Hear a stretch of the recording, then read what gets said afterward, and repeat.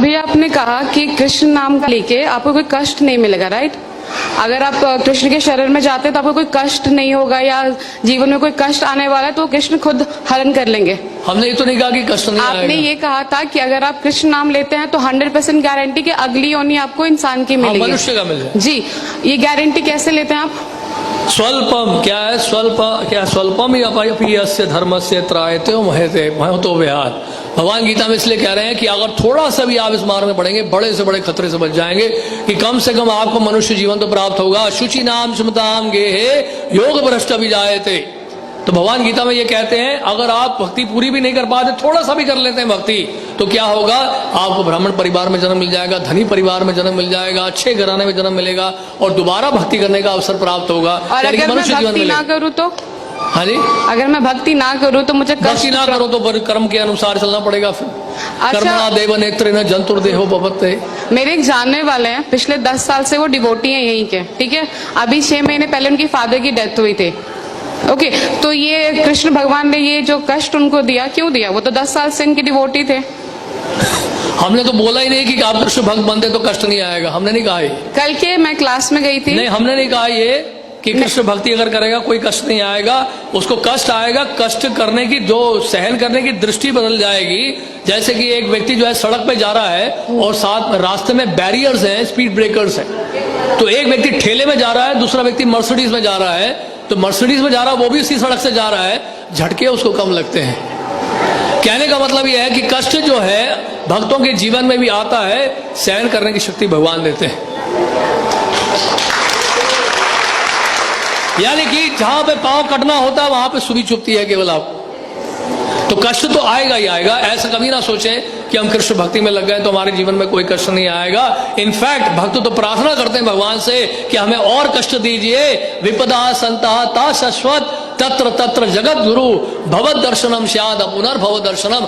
आप कुंती महारानी कह रही हैं आप हमें और कष्ट दीजिए, और कष्ट दीजिए, और कष्ट दीजिए, क्योंकि आप अगर कष्ट देंगे तो आप ही का स्मरण करेंगे। अब आपका स्मरण करने का मतलब यह है दोबारा जन्म मृत्यु जरा व्याधि के संसार में दोबारा नहीं आना पड़ेगा। तो आपका कहने का ये मतलब है कि अगर आप कृष्ण मतलब कुछ भी हो जाए भगवान कृष्ण के शरणों में रहो हमेशा। बस ये है पॉइंट। लेकिन कोई पॉइंट नहीं, बिल्कुल बहुत बढ़िया पॉइंट बोला आपने, तालियां बजाइए इनके लिए। एक मिनट, ये कोई पॉइंट नहीं होता। अगर भगवान कृष्ण के शरण में नहीं हो तो मेरे पास जरूरी कि मुझे कष्ट मतलब कष्ट तो वैसे भी आना है जिंदगी में, चाहे मैं रहूं या ना रहूं। जिंदगी में आना है, लेकिन यहाँ से कष्ट का निवारण आपको दिया जा रहा है हमेशा के लिए। जन्म मृत्यु जरा व्याधि के चक्र से आपको हमेशा के लिए छुटकारा पाने का एक सुअवसर प्राप्त हो रहा है। भगवान की सेवा में लगे, एक जीवन आप कृष्ण की सेवा में दे दो, कृष्ण आपको वापस लेके चले जाए। तो आपका कहने का मतलब है कि मैं कृष्ण के शरण में जाती तो अगले जन्म में मुझे इंसान क्या ही वो मिलेगा, इंसान का मिलेगा। और अगर अच्छी तरह से भक्ति करेंगे तो भगवान के धाम में भी जाएंगे।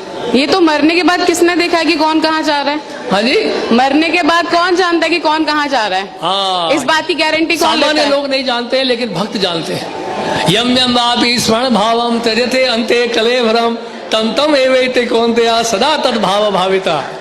अंत काल में जिसका भी आप स्मरण करेंगे उस तरह का शरीर आपको मिलेगा। भगवान गीता में कह रहे हैं। तो आपके भक्त जानते हैं कि मरने के बाद कौन कहाँ जा रहा है, राइट? हाँ, 100%। तो मैं उन भक्त से मिलना चाहती हूँ एक बार।